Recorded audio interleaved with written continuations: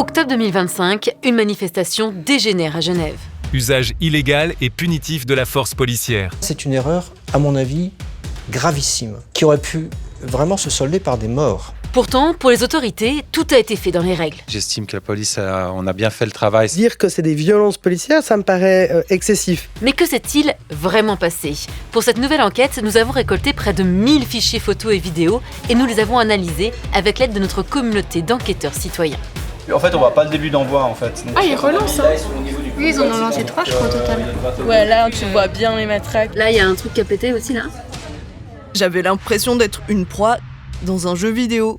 C'était lunaire. Je pensais pas que c'était possible que j'ai autant peur à Genève. Ils nous ont tiré dessus sans qu'on ait rien fait du tout. On a l'impression qu'on a confié ce maintien de l'ordre à des enfants. Dans cette nouvelle enquête, je vais décortiquer 5 moments clés de la manifestation. 18h, là où tout commence, place les Girardins. 19h20, la bascule sur le pont le plus emblématique de Genève. 20h20, l'affrontement devant l'hôtel Bristol, puis la prise de la gare à 20h50 et le chaos quartier des Grottes après 22h. Mais avant d'en arriver là, il faut revenir un peu en arrière pour comprendre pourquoi des milliers de personnes sont descendues dans la rue ce soir-là. En réalité, cette histoire ne démarre pas à Genève, mais fin août 2025, quand des dizaines de bateaux remplis d'aide humanitaire prennent la mer pour tenter de rallier la bande de Gaza et briser le blocus alors total imposé par Israël suite aux attaques meurtrières du 7 octobre. À leur bord, des militants suisses et internationaux comme la Suédoise Greta Thunberg. Our aim is very clear. We aim to set sail with dozens of boats to deliver humanitarian aid. Mais rapidement, tout bascule. Alors qu'elle se trouve encore dans les eaux internationales, la flottille se fait encercler puis intercepter par des navires israéliens. Immédiatement, des mouvements spontanés de soutien s'organisent partout en Europe avec un mot d'ordre, bloquons tout. Solidarité avec la flottille. Le 2 octobre, la colère ne retombe pas. Nouvelle manifestation spontanée alors que l'on vient d'apprendre la détention des membres des équipages. Mon nom est Lionel Simona et je suis suisse. Dites à mon gouvernement de mettre fin à sa complicité avec Israël et d'agir pour ma libération. À Genève, l'information se répand comme une traînée de poudre sur les réseaux sociaux et à 18h, un rassemblement se forme place Lise Girardin. Parmi la foule, des étudiants, des familles, des retraités et même des enfants, et partout, les mêmes slogans. Free, free Palestine.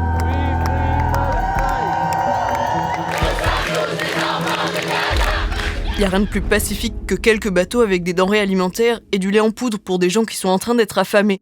Du coup, c'était hyper important, je pense, de prendre la rue de manière spontanée à ce moment-là. Moi, c'est mon père qui m'a envoyé, qui m'a dit en fait, il y a une manifestation, on y va.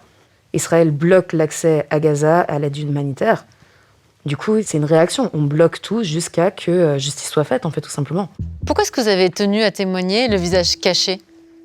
C'est le seul moyen pour moi de faire passer ma voix en minimisant les conséquences. Que ce soit sur les réseaux sociaux, que ce soit sur nos lieux de travail, dans nos vies militantes. On sait qu'on est surveillé. C'est pas seulement de la police que vous avez peur ? Non, absolument pas. Moi, par exemple, j'ai des amis qui ont été très visibles pendant des manifestations, qui ont reçu des menaces de mort. Et c'est quelque chose qui est très normalisé et qui fait peur, en fait, tout simplement. Petite précision importante. Comme elle est spontanée, cette manifestation n'a pas été déclarée au préalable aux autorités. Donc sur le plan administratif, elle est non autorisée. Mais cela ne veut pas dire qu'elle est illégale, car manifester est un droit fondamental. Mais à Genève, la loi est claire. Toute personne qui se couvre le visage ou se munit d'un équipement de protection ou un masque à gaz s'expose à des poursuites judiciaires. Mais revenons-en à notre enquête. Entre 18h et 19h15, tous les témoignages concordent. L'ambiance est bon enfant. C'était tout à fait pacifique. Il y avait plein de gens qui visiblement rencontraient des amis, des connaissances, des collègues. Seul fait notable sur les images, une dizaine de pneus enflammés au centre de la place. Mais nous avons vérifié aucune intervention des pompiers ni de la police qui laisse alors la manifestation se dérouler dans le calme. Mais à 19h20, lorsque le cortège se met en mouvement vers l'emblématique pont du Mont-Blanc, personne ne s'attendait à la suite. Et en fait, on avance et on voit des fourgons de police dans les rues parallèles, mais aucune tentative de leur part de nous barrer le passage. On vous laisse descendre. On nous laisse descendre, en fait, j'ai envie de dire, on nous laisse se promener. C'était vraiment très calme, très pacifique. c'est que quand on arrive de l'autre côté du pont, où il y a justement cette ligne de policiers qui nous attend. La banderole de tête, en fait, s'arrête. Et à ce moment-là, il y a, je crois, un groupe qui s'assied au milieu de manière complètement pacifique. Le pont était rempli de manifestants et de manifestantes. Je vois des familles, je vois mes amis qui ont des enfants dans des poussettes. Et c'est là où je sais pas trop ce qui se passe. Mais je vois la police qui court et qui commence, en fait, à réprimer de manière tellement violente.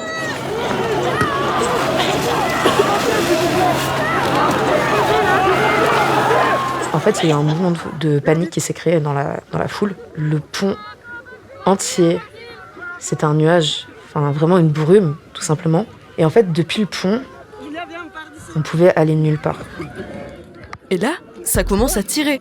Et en fait, on voit des gaz lacrymaux qui arrivent. Lacrymo et eau, c'est le genre de combo parfait pour que ça crame le corps dans son entier. Et moi, je vois des enfants de 4, 5, 6 ans qui paniquent. Voilà, on est au bout du pont, dans une manifestation pacifique. J'ai vu une personne en chaise roulante qui tombe, et par le mouvement de panique, personne qui peut l'aider à se relever. Je me retrouve à essayer de ramasser des gens, je vois des personnes pleurer, vomir par-dessus bord. En fait, j'ai eu hyper peur que quelqu'un, pour fuir, saute par-dessus bord. C'était vraiment j'ai jamais eu aussi peur de ma vie, en fait, tout simplement. Pour pouvoir vérifier ces témoignages et le déroulé précis des événements, rien de mieux que les caméras de surveillance. Et ça tombe bien, car en cliquant sur ce site collaboratif Genève sous surveillance, nous avons pu localiser toutes les caméras disponibles sur et à proximité du pont du Mont-Blanc. Ensuite, un simple clic sur Google Street View pour s'assurer qu'elles soient toujours présentes et en faire la demande. Mais là, grosse désillusion, que ce soit la ville, le canton, les CFF ou encore les commerces, aucun n'a accepté de nous transmettre ces images, invoquant la protection des données personnelles ou encore la destruction des fichiers vidéo après 7 jours. Heureusement aujourd'hui, tout le monde filme et c'est grâce à ces vidéos amateurs que nous allons vérifier ce qu'il s'est passé. Mais pour repérer d'éventuelles violences ou dérapages de la police, il faut d'abord connaître les règles. Alors nous avons fait appel à un ancien gendarme pour nous aider, le Genevois Roger Gollet. Il a été chef de groupe anti-émeute, spécialiste du maintien de l'ordre et ancien président du syndicat de police UPCP. Toutes les instructions sont données par des officiers. Il n'y a pas d'initiative personnelle d'un policier. Tout agissement de la police est fait sur ordre. Est-ce que vous pouvez m'expliquer les règles précises pour les tirs de gaz lacrymogène ? Ça se tire à 45 degrés au-dessus des manifestants, en cloche, par tranche de 20 mètres. Jusqu'à une centaine de mètres à peu près, donc il n'y a pas de tir direct, ça c'est totalement alors interdit. Qu'est-ce qu'il y en est pour les balles en caoutchouc, ces fameux gun piece ? Le but c'est de viser les jambes, à une distance de 20 mètres. Ça atteint rarement le torse. Est-ce que c'est OK, lors de ces tirs, de tirer sur un manifestant qui est déjà en train de repartir, de tirer dans le dos ? Ça ne fait pas partie des règles de déontologie des policiers. Puis le policier pourrait même, faire l'objet d'une enquête administrative s'il abuse de son autorité. Est-ce que vous pouvez m'expliquer les règles concernant l'utilisation de la matraque ? Qu'est-ce qu'on doit faire ? Qu'est-ce qu'on doit ne pas faire ? La règle, c'est de ne pas frapper le visage. Les jambes, les épaules, le torse, mais pas le visage. Le canon à eau, à quelle distance est-ce qu'il peut être tiré ? Quelle est la puissance qui peut être utilisée ? En principe, un tonne-pompe, c'est 7 mètres à 15 mètres. Et pas de jet direct à haute pression sur les manifestants. Ils doivent gicler par-dessus, soit arroser le sol. Pour les grenades à la main, là encore, il y a des règles bien précises. Comment est-ce qu'elles doivent être lancées ? Et qu'est-ce qu'il ne faut faire et qu'est-ce qu'il ne faut pas faire ? Le but, c'est de la faire rouler par terre. Dans quel cas on peut lancer une grenade à la main par-dessus l'épaule ? Alors, en principe, ça ne se fait pas. Si elle est tirée en l'air, c'est pour arriver un petit peu plus loin, mais qu'il n'y ait pas de risque pour qu'elle ne blesse pas au visage quiconque. Mais ce n'est pas tout. Il y a encore 2 règles primordiales. L'usage de la force ne doit se faire qu'après sommation répétée et audible, et uniquement si 2 conditions sont remplies, la nécessité et la proportionnalité. Voilà, maintenant qu'on connaît toutes les règles, il est temps de se replonger dans l'analyse de la soirée. D'habitude, nos enquêtes collaboratives se déroulent en ligne, mais cette fois, il était trop risqué de transmettre tels quels les fichiers. Il a donc fallu flouter toutes les images, puis vérifier l'authenticité de chaque vidéo, chaque photo, grâce à cet outil gratuit qui permet de charger un fichier et de récupérer ses métadonnées, c'est-à-dire sa géolocalisation et l'heure précise de sa création. Enfin, nous avons replacé chronologiquement et synchronisé tous les fichiers pour avoir une vision claire des événements et un maximum d'angles possibles. Cette fois, tout était prêt pour retrouver la communauté. Ce que je vais vous demander, c'est de me donner les téléphones pour les mettre dans la petite boîte. C'est aussi une mesure de précaution parce qu'on ne veut pas qu'il y ait de capture, etc. L'objectif de ce soir, c'est de vérifier si tout s'est bien passé dans les règles. La manif, pour vous rappeler, en gros, les gens s'étaient donné rendez-vous ici sur la place Lise Girardin aux alentours de 18h. À partir de 19h, la manif a descendu ici, rue Champ de Poulet, avec l'objectif d'aller sur le pont du Mont-Blanc. Première vérification, le nombre de personnes présentes à cette manifestation. 3000 selon la presse et la police, mais ce chiffre est-il exact ? Grâce à cet outil, Map Checking, on peut le vérifier facilement, surtout si le cortège est immobile pendant un long moment. Pour cela, il suffit de taper pont du Mont-Blanc et de définir un périmètre. Ensuite, il faut définir la densité de la foule. Ici, nous avons estimé entre 1,5 et 1,8 personnes par mètre carré.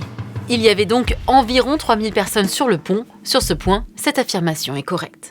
Deuxième vérification, la présence ou non de 150 Black Blocs à l'avant du cortège. Très rapidement, on a constaté qu'une 150 Black Blocs étaient présents à l'avant du cortège avec des bâches renforcées. Ils ont tenté de forcer à plusieurs reprises, malgré les sommations, le barrage de police. Mais comment être sûr ? D'ailleurs, sur quoi se base la police pour le savoir ? Alors les Black Blocs, en principe, ils sont habillés de manière identique, c'est-à-dire en noir. Ils sont très bien équipés, ils ont des casques, ils ont des lunettes pour échapper au gaz lacrymogène. Ils ont même des masques, suivant lesquels ils ont même des masques à gaz. Et on voit que c'est des gens qui sont toujours un peu en troupeau, ils sont toujours réunis ensemble parce qu'ils agissent sous le coup de l'anonymat.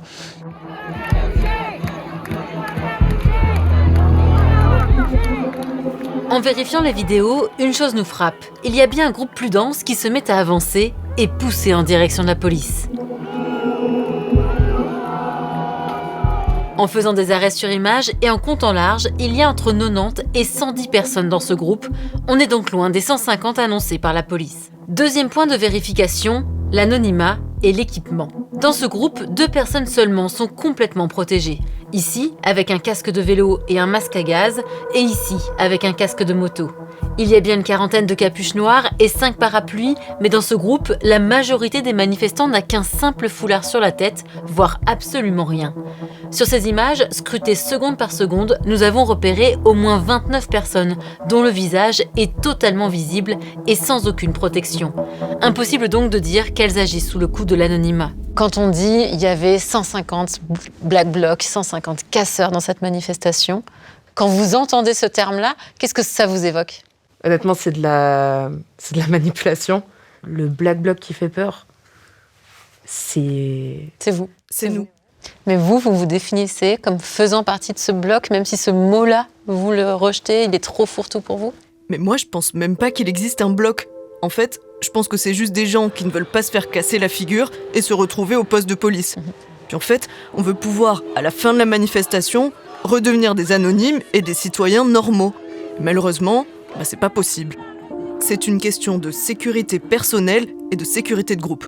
Vous dites que vous êtes venu préparer, mais concrètement, ça veut dire que vous aviez pris quoi ? En fait, j'avais un sac de masques que j'ai distribué aux gens. J'avais acheté une boîte de sérum Phi pour pouvoir les distribuer aux gens. J'avais des bouteilles de lait. Donc moi, quand j'entends des personnes qui disent « Ouais, mais les Black Blocs, quand même, c'est eux qui sont en train d'escalader le truc », moi, ça m'énerve. Parce que je faisais partie de l'avant du cortège. J'étais devant, dans le pont du Mont-Blanc. C'est pas nous qui avons commencé les attaques. Donc moi, quand j'entends ça, en fait, tout simplement, ça m'énerve. Je suis pas en train de dire qu'il n'y a pas de casseurs. Mais par contre, dire que c'est les Black Blocs ou que c'est des personnes qui sont organisées pour tout casser, pour escalader la chose, ce n'est pas vrai. Vous l'aurez compris, impossible de confirmer la présence de 150 Black Blocs à l'avant du cortège. Mais alors, comment justifier une telle intervention de la police à l'encontre des manifestants ? Le barrage a-t-il réellement été forcé ? Avec la communauté, nous avons regardé en boucle cette séquence, minute par minute, pour comprendre qui avait déclenché les hostilités. Et voici ce que nous avons pu constater. À 19h45, le cortège se retrouve bloqué face au cordon de police et décide de s'asseoir sur le pont. L'ambiance reste calme pendant 3 minutes, policiers et manifestants se tenant à distance sans bouger. Soudain, à 19h48, le cortège se relève et avance lentement vers le barrage. C'est alors que les coups de matraque démarrent.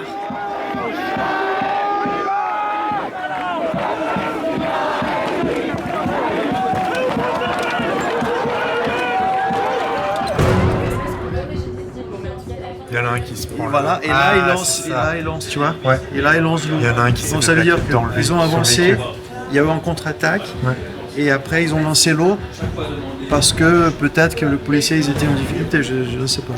Déjà, est-ce que vous avez entendu une sommation avant qu'il tire le canon en haut? On n'a pas entendu beaucoup de sommations. En tout cas, avant le jet, on n'a pas eu de sommation claire, en tout cas. Alors c'est dur à entendre avec le bruit de la manifestation, on est un peu brouillé. Mais le premier jet, on n'a pas eu de sommation notable. Et entre le premier et le deuxième jet, on a quand même entendu 5 coups de klaxon. Mais voilà, pas assez pour que les manifestants puissent s'écarter ou partir. Il y a eu 5 coups de klaxon et directement le deuxième jet.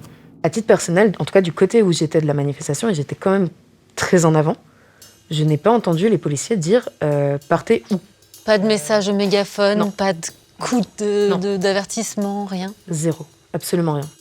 Pourtant, sur ces images, nous pouvons apercevoir ici la présence d'un policier avec un mégaphone. Mais écoutez bien,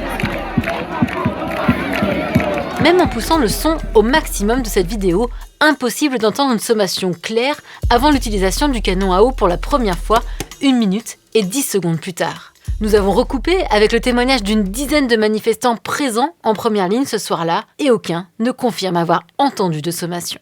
Mais il y a encore plus grave, des distances de tir non conformes sont repérées par notre équipe. La police a utilisé les canons à eau pendant à peu près 20 secondes. Tu peux faire une capture d'écran, non? Je sais pas, comme ça on mesure. T'avais dit quelle distance? 15, là j'ai noté. Voilà, c'est bon. C'est 15 mètres, 7 à 15 mètres le canon. Oh, ouais, parce que alors là, regarde. Ah bah, là ils sont collés, hein. Clairement, on est d'accord que le tir de canon à eau, il respectait pas la distance qui est recommandée pour ce genre de manœuvre. Maintenant, avec les images qu'on a vues, on est d'accord que après le bond de la police, il y a eu un élan de la manifestation, un élan de foule de la manifestation qui a un peu poussé la police et les policiers qui étaient debout en première ligne sur les véhicules.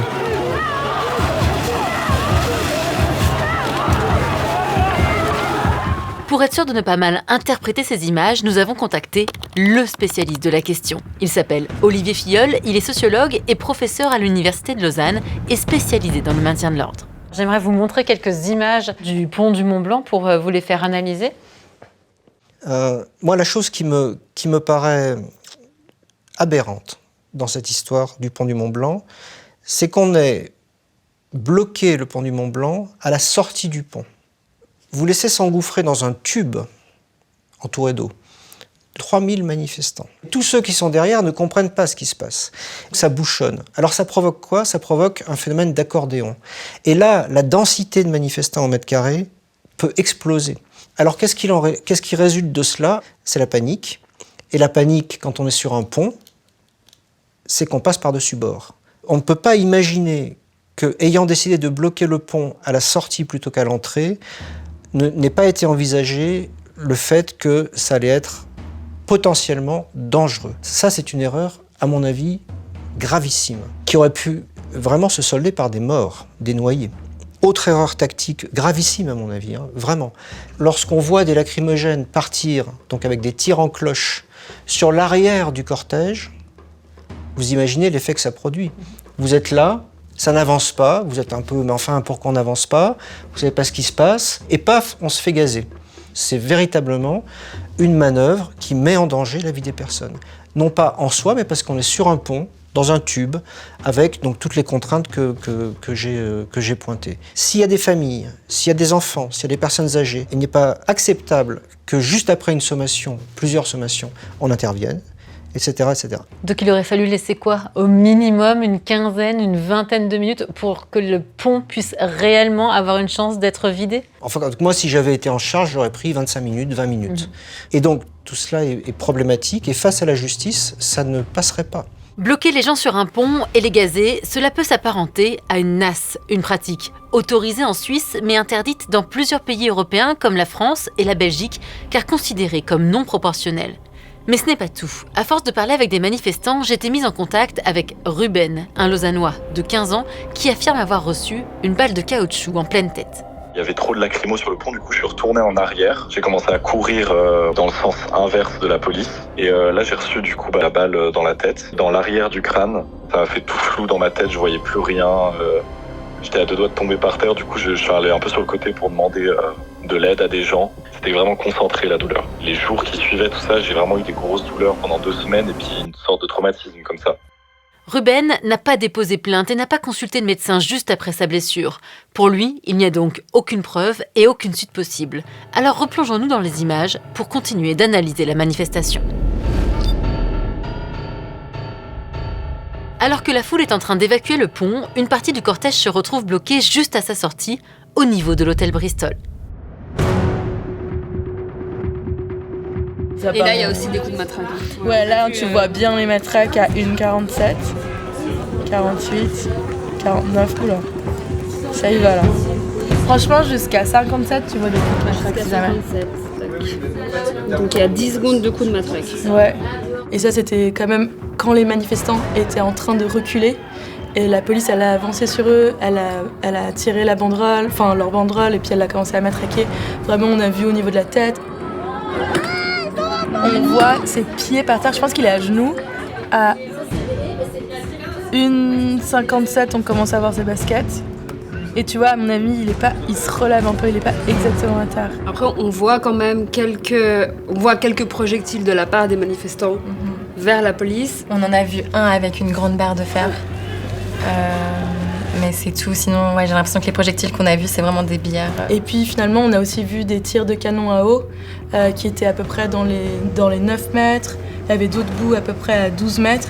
Et ça touchait vraiment la tête des manifestants. Alors j'aimerais vous faire voir les images au niveau de l'hôtel Bristol. Qu'est-ce que vous voyez? Qu'est-ce que vous en pensez? Pour moi, c'est plutôt bien mené. Il n'y a pas de débordement policier. Ça, vraiment, je crois que les gens sont calmes, les policiers sont calmes. On voit plusieurs policiers qui ont leur visière relevée, ce qui prouve bien qu'eux-mêmes n'ont pas le sentiment qu'ils sont... voilà. La seule chose qui m'interroge sur ces images autour de l'hôtel Bristol, c'est quelle est l'idée de manœuvre? Vous avez bloqué d'un côté, ça a fait accordéon, puis après les gens repartent, ils finissent par repartir, et puis vous les rebloquez à nouveau. On sait très bien que quand on fait ça, on multiplie la colère des manifestants, la volonté d'en découdre. Et puis après, il y a cette tonne à eau qui arrive, elle avance, elle recule. Et là, j'avoue, pour ma part, ne pas comprendre l'idée de manœuvre. Pourquoi avoir bloqué de nouveau les manifestants à cet endroit précis? Selon la police, 2 sacs suspects ont été signalés au niveau de la rue de Champ de Poulet et des terreaux du Temple et ont nécessité de boucler le périmètre aux alentours de 19h30. Les horaires correspondent bien, mais la zone est un peu plus au nord. Et quelle était la nécessité de matraquer les manifestants juste à cet endroit-là? Difficile de le comprendre. Une des explications de la police, c'est la présence de 7 banderoles considérées comme offensives par les forces de l'ordre qui tentent alors de l'arracher par tous les moyens, même ici, lorsque les manifestants sont clairement en train de reculer.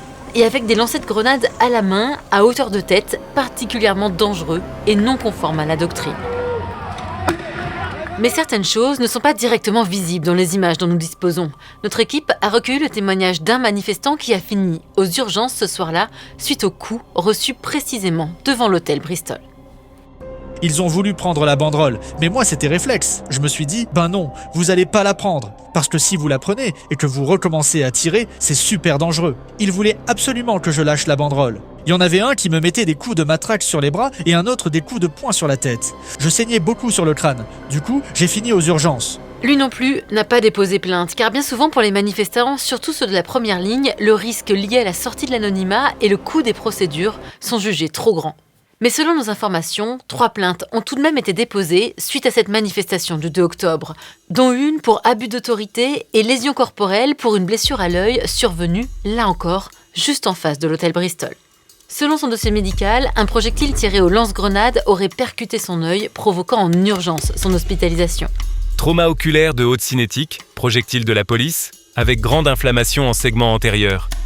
En Suisse, ce n'est pas un cas isolé. C'est ce que j'ai découvert dans cet article publié en 2024 par une ophtalmologue zurichoise spécialisée dans ce type de trauma.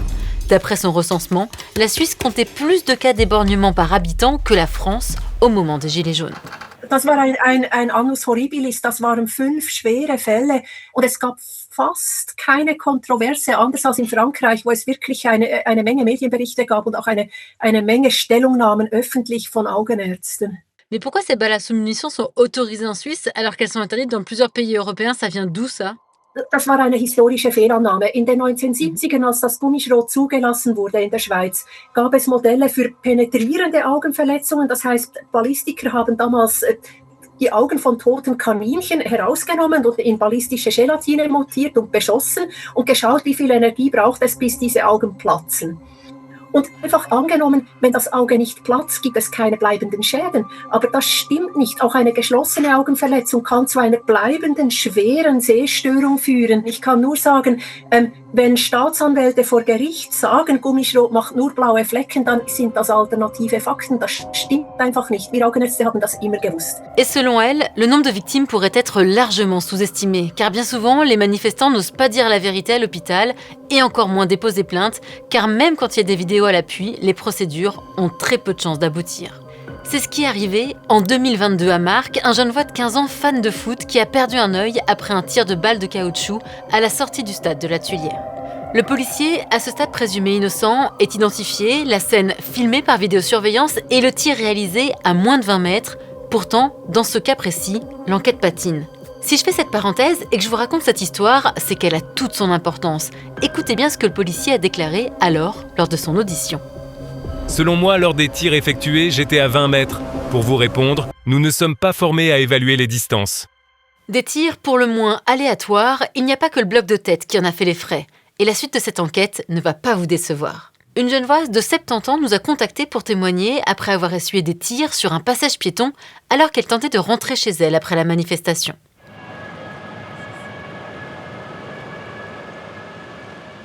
J'ai décidé de rentrer chez moi à la Servette. Donc je demande à un agent où est-ce que je peux passer. Et là, il m'a dit, mais passez par la terrasse d'un restaurant qui s'appelle l'Âge d'Or, passez par là. J'allais le faire quand un autre agent, lui en tenue d'assaut, m'a attrapé par le bras et m'a jeté sur la rue de Coutances en disant « Il y a un colis piégé, allez-vous-en, dégagez ». Dans le doute, je me mets à courir et en courant, j'arrive dans ce passage terreau du Temple en direction de la rue Argan. Et c'est là que j'ai traversé avec un groupe de personnes. Et c'est en traversant que je me suis rendu compte qu'en fait, les agents qui étaient alignés là nous tiraient dessus, nous tiraient des balles en caoutchouc. Et j'ai essayé de me protéger.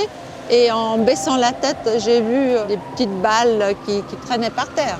Donc ils étaient juste là et vous... Ils étaient juste là et puis moi, avec d'autres personnes, on traversait par là. Faisons le calcul entre l'emplacement de la police indiqué par Isabelle et le passage piéton juste ici. Grâce à cette petite règle sur Google Earth Pro, nous obtenons le résultat, il y a moins de 5 mètres. Dans ces conditions, ni la proportionnalité ni les règles élémentaires de tir ne semblent avoir été respectées. Je n'ai pas compris quel était le sens de tirer des balles sur des personnes qui ne faisaient que traverser une rue et qui n'étaient pas menaçantes. On aurait pu vous confondre avec une manifestante, avec un black bloc? Non, certainement pas. J'ai les cheveux gris, quand tout de même. C'était une ambiance de guérilla urbaine, mais avec quand même l'impression que la police était le chat et les manifestants les souris.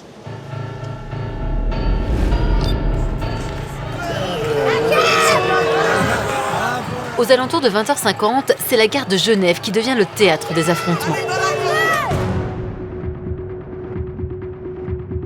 Il lance des coups de poteau. Hein. Et là, donc il prend un bel élan. Ah, il relance. Hein. Oui, ils en ont lancé 3, je crois, au total. Sur les images, nous avons observé avec la communauté d'enquêteurs citoyens de nombreux tirs en cloche à longue distance, mais avec une précision toute relative, comme ce tir qui atterrit sur la toiture d'un immeuble.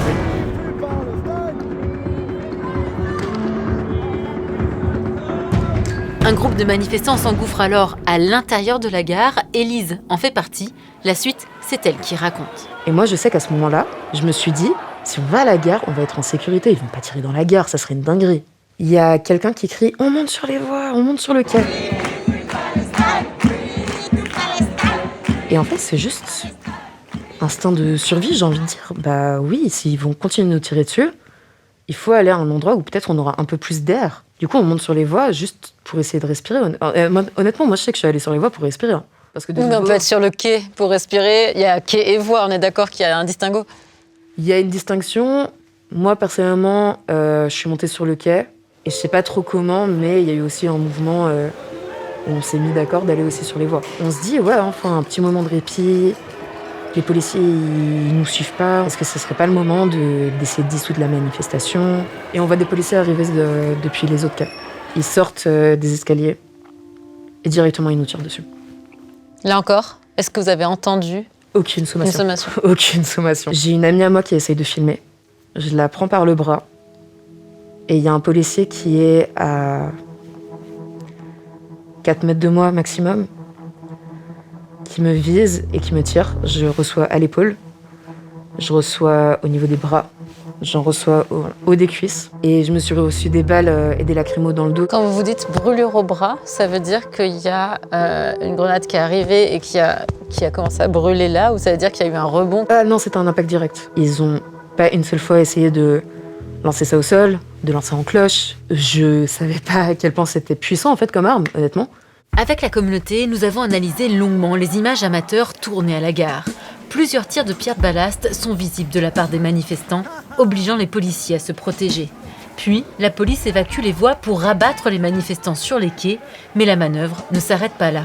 Des tirs tendus sont alors repérés par notre équipe.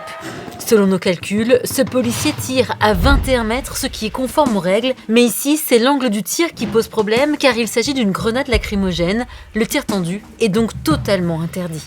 La nécessité de tirer sur un ado qui vient de lancer un caillou, sur des gens qui sont équipés de pied en cap pour résister à ce genre d'agression, ça va pas non plus. C'est pas proportionnel. Non. Là, je pense qu'il y a un basculement qui tient sans doute à la durée, etc., au fait que ça devient de plus en plus indistinct. C'est plus une manif avec un cortège, c'est voilà, des gens dans la ville. Et puis, ça se transforme petit à petit en une sorte de course-poursuite où des petits groupes de policiers, en vue de disperser, vont au contact de groupes de gens, dont on ne sait plus très bien si c'est des manifestants ou des touristes, utilisent des armes qui normalement doivent être utilisées dans des circonstances où le risque est proportionné. Or là, ça n'est pas le cas. Dans les images que j'ai vues, ça n'est pas le cas. Ça a sans doute été le cas à d'autres moments, ailleurs dans la gare, je ne sais pas, mais tout ce que j'ai vu des images, à chaque fois qu'il y a un tir de balle caoutchouc, je ne vois pas où est la nécessité. Il n'y en a aucune.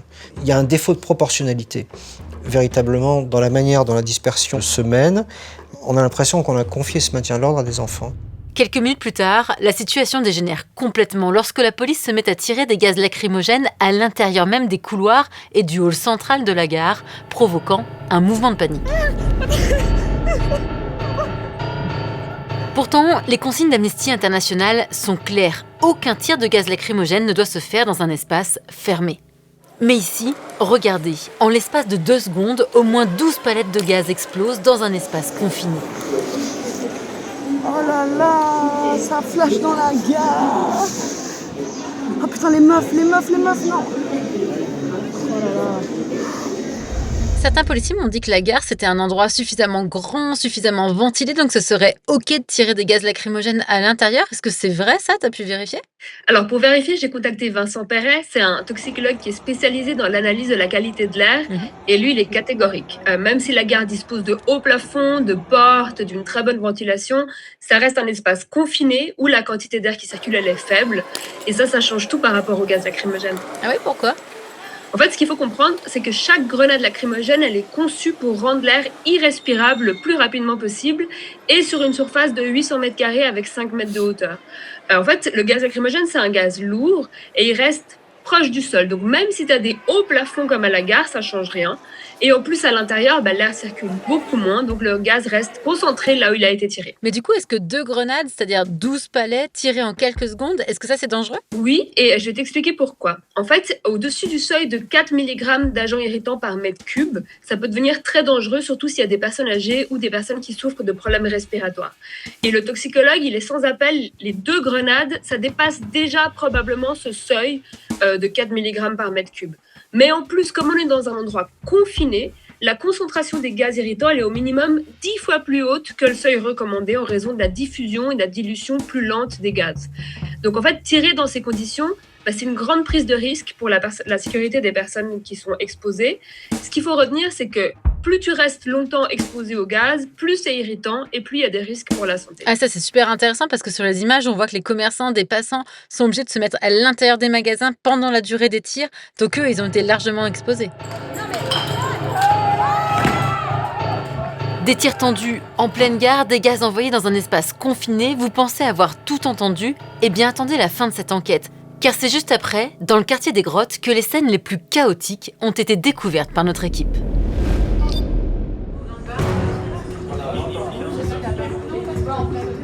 Là, on passe de 21h22 à 21h40. Il y a un grand truc. Ouais, là, on a bien 20 minutes de différence. Ah, là, on entend des tirs. Ah ouais, alors là, ouais, non, il y a pas mal de choses. Alors on voit qu'il y a les premières hostilités à la rue du Mont-Blanc à 21h32 au niveau des arcades du McDo et de Starbucks. Arrêtons-nous un instant sur ces images, car comme d'habitude, il faut reposer le contexte. Ces actes de vandalisme se sont déroulés plus de 3 heures après le début des manifestations. Ils ne peuvent donc en aucun cas justifier les manœuvres de la police tout au long de la soirée. Et sur ces images, cela ne fait aucun doute, aucun black bloc visible, mais uniquement des adolescents non masqués. Et 2 minutes plus tard, on voit que la police, elle déclenche les hostilités. On est vraiment dans un moment où les gens se croisent. Des fois, on voit des manifestants, on voit même des personnes qui n'ont rien à voir avec la manifestation, qui sont en train de traverser. Il y a des policiers qui Enfin voilà, tout le monde se croise entre eux. C'est vraiment un moment où on se dit, mais en fait, il n'y a aucun affront. Ils sont en justice d'ailleurs. Là, il y a On a remarqué qu'il y avait un manifestant avec une poutre en bois, mais qui ne semblait pas directement agressif avec la police. Il y avait beaucoup de gaz, on voyait pas grand-chose. À partir de 21h, de nouveaux tirs de grenades lancés à la main attirent notre attention dans le quartier des Grottes. Là encore, 2 tirs sont envoyés en hauteur et non roulés à terre, dont celui-ci tiré à moins de 15 mètres des manifestants, entraînant un risque important d'imprécision et de blessures. Vous allez vous faire gazer. Et là, en fait, on commence à courir dans le quartier des Grottes pour essayer de se protéger. Et ils nous ont couru après. Donc d'abord, ils nous courent après, et ensuite ils nous tirent dessus de nouveau. Enfin, moi j'étais là en fait, on est où alors ? C'est quoi ça ? Genre je courais et j'entendais des balles siffler derrière moi et je voyais des palets de lacrymo genre aller partout quoi. J'étais là, mais on est à Genève ou on est dans une espèce de parc d'attractions de l'horreur ? Cassez-vous ! Et on arrive dans les places où il y a les terrasses, etc. Et là les flics, ils tirent des palets de lacrymo sur les terrasses. J'avais l'impression qu'on était un exercice de tir pour les forces de l'ordre. J'avais quelques brûlures à la main, j'avais des impacts au dos, aux bras et aussi aux jambes. Le problème, c'est qu'il faut bien finir une manifestation. Donc qu'est-ce qu'on fait pour que les gens rentrent chez eux ? On les laisse partir. On les laisse partir tout en restant en observation. Et généralement, les forces de police restent à l'aguet, à l'affût, mais en toute discrétion. Là, ce qu'on a, c'est autre chose. C'est ce qu'on appelle, dans le langage policier, joliment imagé, une course à l'échalote. Autrement dit, au tir au pigeon. C'est-à-dire qu'on est là, dans la rue, et comme s'il fallait finir ses munitions avant de rentrer parce que c'est trop lourd, on poursuit des gens dans les rues, on leur tire dessus, souvent des gens qui courent, donc on les prend par derrière, et ça c'est grave, ça c'est très grave. C'est pas comme ça qu'on termine une manifestation. C'est une manière sale de terminer une manifestation. Après des mois d'enquête, nous avons sollicité la réaction de la conseillère d'État genevoise en charge de la police. Vous vous rappelez, celle qui avait déclaré ceci juste après la manifestation. dire que c'est des violences policières, ça me paraît excessif. Avec elle, nous allons revenir sur les 3 points les plus problématiques de cette soirée. Le blocage des manifestants sur le pont, le non-respect des règles de sécurité lors de nombreux tirs et l'envoi de gaz lacrymogène à l'intérieur même de la gare de Genève. Pourquoi ne pas avoir pris la décision de le bloquer en amont pour éviter des scènes de panique et de chaos qu'on a pu voir à l'intérieur du pont du Mont-Blanc? Les appels étaient un rassemblement, pas une manifestation. Dès lors, tant qu'il restait à Lise Girardin, il n'y avait aucune raison de resserrer un dispositif policier autour d'eux. Bloquer à l'entrée du pont du Mont-Blanc aurait nécessité de resserrer le dispositif déjà à Lise Girardin. Donc pour vous, impossible de faire autrement? Impossible de faire autrement, en tout cas impossible de bloquer l'entrée du Mont-Blanc. On a des familles, on a vu des personnes âgées, des fauteuils roulants. Tout ce beau monde se fait gazer et se fait tirer dessus avec de l'eau. En tant que conseillère d'État, aujourd'hui, vous estimez qu'il y a eu une erreur stratégique d'avoir, en tout cas, tiré sur une foule qui était très largement pacifique? Je pense que c'est pas comme ça que vous pouvez juger la situation. C'est vrai que derrière, il y a pu avoir des gens qui en ont aussi subi les dommages, notamment en termes de gaz lacrymogène surtout. Mais effectivement, vous ne pouvez pas faire autrement dans une telle situation, sauf à finalement laisser passer le Black Bloc. Et lorsqu'ils se sont engagés sur le pont du Mont-Blanc, les forces de police étaient extrêmement visibles. Donc finalement, ces personnes ont fait le choix d'aller à la confrontation. Et malheureusement, effectivement, d'autres personnes dans une manifestation en ont subi aussi certaines conséquences. Mais avoir des gaz lacrymogènes lorsque vous êtes dans une manifestation non autorisée, ce n'est pas un dommage très fort. C'est peut-être la configuration qui pose plutôt souci. Être sur un pont, ça signifie ne pas pouvoir s'échapper aussi vite que ce qu'on voudrait, ne pas pouvoir se mettre en sécurité, même pour les personnes qui auraient souhaité reculer. Et surtout, les sommations n'ont pas été entendues ce soir-là. Sur ce point, tous nos témoignages sont concordants.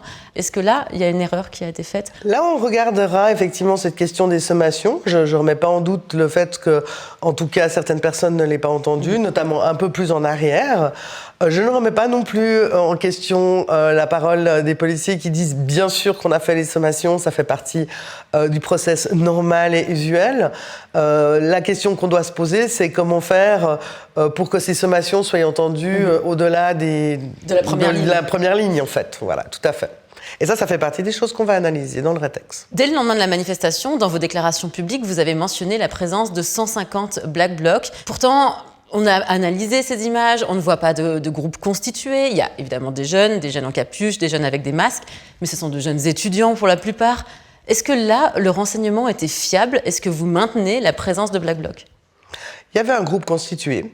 Il y avait un groupe constitué avec une bâche renforcée. Alors, est-ce qu'ils étaient 150, est-ce qu'ils étaient 100? Ça, je ne pourrais pas vous dire, effectivement. Donc pas un bloc ultra-violent. Vous me parlez d'une bâche renforcée, oui, avec des poignées, d'accord, une bâche pour se protéger, mais pas une bâche offensive. On est d'accord avec ça, une banderole? Je crois qu'en fait, quand vous voulez porter un message, vous portez une banderole, vous la choisissez la plus légère possible, parce qu'il faut se la coltiner pendant quelques heures, et c'est vite lourd sur les bras. Donc quand vous arrivez avec une bâche renforcée avec des poignées et un matériau qui est résistant, notamment à l'eau, ou éventuellement à un arrachage ou des choses comme ça, c'est que clairement vous avez une intention. J'aimerais aborder la question des dégâts. Le service de l'avarie nous a indiqué 120 tags à peu près tagués affiches, 3 containers brûlés. On a 2 vitrines du McDo et du Starbucks qui ont été cassées, mais bien après l'intervention de la police. En termes de comparaison, il y a eu plus de 200 grenades lacrymogènes qui ont été envoyées, plus de 2000 balles de caoutchouc qui ont été envoyées pour une manifestation d'environ 3000 personnes. Est-ce que là, on est sur une proportionnalité? La proportionnalité ne se juge pas au nombre de dégâts faits, ni au nombre de balles au caoutchouc tirées. La proportionnalité se juge toujours entre le comportement et la réaction de la police face à ce comportement. Et la question de la proportionnalité ne peut pas s'apprécier globalement.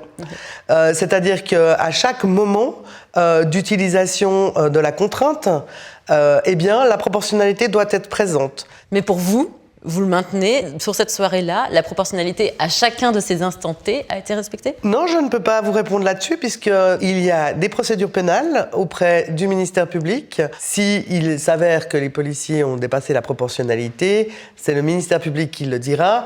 Et évidemment, je ne peux pas donc vous garantir que ça n'ait pas été le cas, puisque l'enquête n'est pas encore finie à cet égard. Par ailleurs, nous avons entamé avec la société civile une analyse plus globale du dispositif. Et le but, c'est effectivement de regarder pas le comportement d'un policier, mais l'action de la police dans sa globalité pour savoir si, effectivement, la proportionnalité était respectée. On est 4 mois après cette manifestation, c'est long. Des réponses ne peuvent pas être données aujourd'hui ? Non.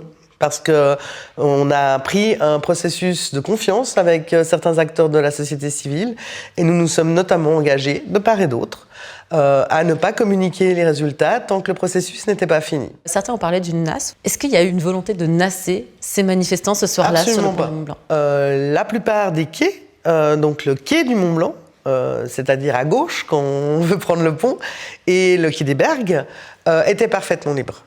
Vous dites parfaitement libre, sur les images dont on dispose, il y a une présence policière. Vous avez une présence policière vers le bâtiment pour bloquer un petit passage. Vous avez largement la place de passer. Vous savez très bien que si les policiers voulaient vous bloquer, ils ne se seraient pas disposés proche du bâtiment comme ils l'étaient. Mais je peux comprendre que certaines personnes, à ce moment-là, se soient dit « mais non, il y a des policiers, je ne peux pas passer ». Vous comprenez que ça puisse attiser la colère quand même, quand il y a un manque de dialogue, quand il y a un nouveau blocage à ce point-là bien précis de la manifestation ? Je comprends que ça attise l'incompréhension, bien sûr. La colère, pourquoi pas ? L'action violente, certainement pas. Vous avez déclaré également, juste après la manifestation, je vous cite, « Dire que c'est des violences policières, ça me paraît excessif ». Aujourd'hui, est-ce que vous maintenez ces propos ? Pour vous, il n'y a eu, ce soir-là, aucune violence policière ? Le problème, c'est le terme. Dès que vous parlez de violence policière, c'est que vous préjugez, en fait, que l'usage de la contrainte a été excessif. Et c'est pour ça que je ne suis pas d'accord avec cette terminologie. On ne peut pas dire a priori que tout usage de la contrainte est une violence policière. Le présupposé, c'est que c'était proportionné et justifié, mais peut-être qu'on verra qu'il y a des points qui méritent une amélioration. Alors nous, on a fait ce travail avec nos propres moyens journalistiques. Ce qu'on peut vous dire, c'est qu'il y a eu des tirs problématiques. Il y a eu notamment des tirs de balles de caoutchouc au niveau d'un œil d'un manifestant. Il y a eu des tirs au niveau de l'arrière de la tête d'un manifestant. Il y a eu des tirs au niveau des épaules et du dos. Vous le savez, ça aussi, c'est normalement proscrit par la doctrine. Il y a eu des tirs de canon à eau à moins de 5 mètres. Le canon à eau a touché les têtes des manifestants. Tout ça, je ne vous l'apprends pas. C'est totalement hors doctrine. Alors, d'abord, si vous me dites qu'il y a eu un tir au niveau d'un œil, c'est clairement, effectivement, hors doctrine et j'espère que plainte a été déposée. Une plainte a été déposée. Moi, je ne peux pas juger de ces cas-là. Si effectivement c'est le cas et que le policier qui a utilisé son arme ne peut pas expliquer son geste ou c'est peut-être un accident ou quelque chose comme ça, il devra en répondre de ses actes. Et ça, c'est tout à fait clair. Vous avez parlé des gaz lacrymaux et des victimes collatérales. Il y a ces scènes à l'intérieur même de la gare de Genève avec des tirs de gaz lacrymogène. On a compté plus d'une douzaine de palets tirés en quelques secondes. Sur ce point, qu'est-ce que vous répondez ? Est-ce qu'il y a eu une erreur ? En principe, les gaz lacrymogènes ne sont pas utilisés dans les espaces clos. La question de savoir, c'est est-ce que c'est un espace clos ? Est-ce qu'à ce moment-là, c'était justifié ? Est-ce que c'était proportionnalité ? Et ça, c'est le rétexte qui le dira. Tout ça, ça a été bien géré ? La question n'est pas de savoir si ça a été bien géré. C'est toujours un échec lorsqu'il y a usage de la contrainte. Et la police sera les premiers à le dire. Et la police a essayé de contacter les différents mouvements qui appelaient au rassemblement. Aucune n'a voulu prendre la responsabilité. Dès lors, bien sûr que ça aurait pu être mieux. Bien sûr que s'il y avait eu des contacts préalables et qu'on s'était mis d'accord sur un parcours, bien sûr que ça aurait pu être mieux. Quelle ligne a pu être défendue par la police à la toute fin de la manifestation quand on était dans le quartier des Grottes ? Là, on a assisté à des courses-poursuites de petits groupes de manifestants. J'ai du mal à comprendre. Alors, on n'est plus dans une manifestation. Ça, je partage totalement avec vous. On est dans une quasiment guérilla urbaine, là. Alors effectivement, il y a des groupes opportunistes qui font des déprédations visées. Ça va juste pas. Et c'est normal, la police, c'est dans son rôle de ne pas laisser faire ce genre de comportement. Vous imaginez quoi que la police doit laisser faire ? Une interpellation seulement par rapport à ce que vous décrivez des scènes d'émeutes, des casseurs, etc. Ça paraît peu ? Le but, encore une fois, de la police dans ces moments-là, c'est de sécuriser les biens et les personnes et pas forcément de courir après les coupables. Toute dernière question. Au mois de juin, Genève risque d'accueillir de nombreuses manifestations en marge du G7. Est-ce qu'il faut s'attendre à un tel chaos de nouveau dans les rues de Genève ? S'il y a une manifestation au G7, ça sera une manifestation qui sera coordonnée et autorisée. C'est pas du tout le même contexte. Je vous rappelle quand même qu'à Genève, depuis le début du conflit israélo-palestinien, nous avons le record du monde de nos manifestations sur ces questions. Nous avons une fréquence de manifestations qui est bien plus développée que dans n'importe quelle ville de Suisse. Vous l'avez entendu, des enquêtes de justice sont toujours en cours et alors que nous bouclons cette vidéo, le retour d'expérience sur l'action de la police annoncée par la ministre, lui, n'a toujours pas été rendu public. Mais après cette interview, un petit point mérite précision. Genève, capitale mondiale des manifs, eh bien, c'est faux. Selon les données 2025 de l'ONG américaine ACLED, qui recense toutes les manifestations sur le conflit israélo-palestinien, Genève est certes championne de Suisse, mais au niveau mondial, on est loin de la première place détenue par Sanaa au Yémen et New York, très très loin devant Genève. Voilà, on arrive au bout de cette enquête. Si vous avez aimé et que vous souhaitez en retrouver d'autres, n'hésitez pas à vous rendre sur notre page rts.ch/vraiment ou à nous écrire à cette adresse. En attendant, comme d'habitude, je vous mets tous les outils que nous avons utilisés sous cette vidéo et je vous dis à très vite pour de nouvelles enquêtes.